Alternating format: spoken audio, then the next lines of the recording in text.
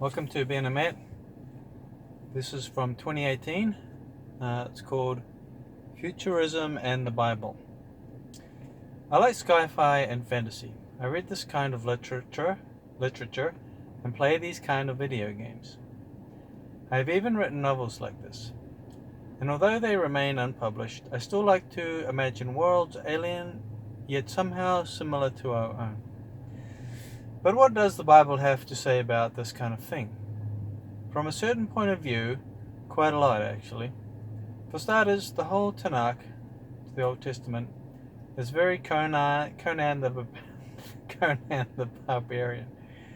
Which makes sense because this no doubt is part of the inspiration for the world in which Conan's adventures take place. A kind of time before legends, when legends themselves were being born. It's true.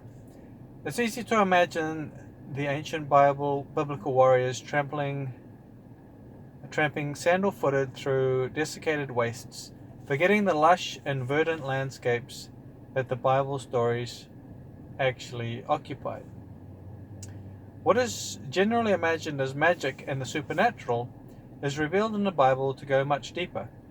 Elijah, calls down fire on his enemies, not by a power that any would-be wizard can draw upon, but by faith in the Creator of heaven and earth himself. And this being is not some distant, disinterested singularity, but instead an omniscient and omnipotent God who can appear as a person, a warrior spirit being, a column of fire, or however else he chooses. Flame sword wielding cherubim guard the tree of life at his bidding, or stand hundreds of feet high and sweep a sword of disease through a city to kill 70,000 people in a stroke. The fallen of these cherubim battle the faithful over fabled yet real cities. Archaeology brings these incredible stories to life in living color. And in this very day, the ancient nation of God's chosen people, the Israelites, rises again out of legend to fight legendary battles against its enemies of old. So yes, the fantasy part is very well taken care of.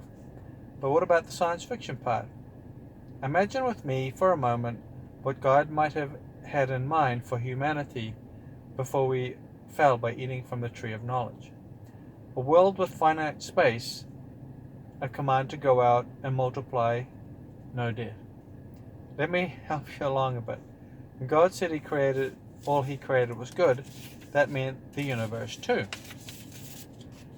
If we peer out into the universe today, what do we see? Is it not a corpse? Dead planets, dying stars, colliding galaxies. A great clockwork mechanism grinding itself into space dust. But what if it was once alive, with planets set perfectly in orbit around friendly stars like ours, awaiting immortal travelers from the Earth to bring life?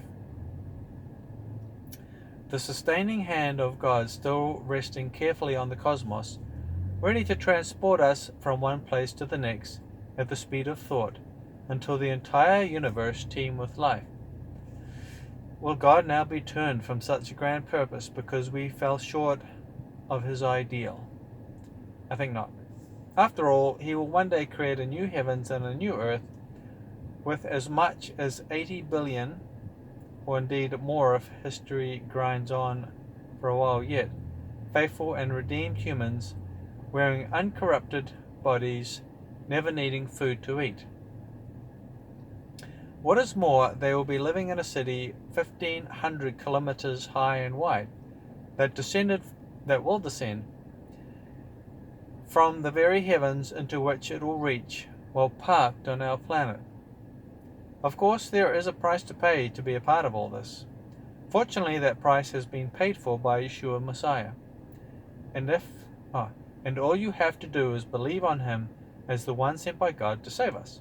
So come along and choose faith, and who knows, perhaps we will one day explore the galaxy together.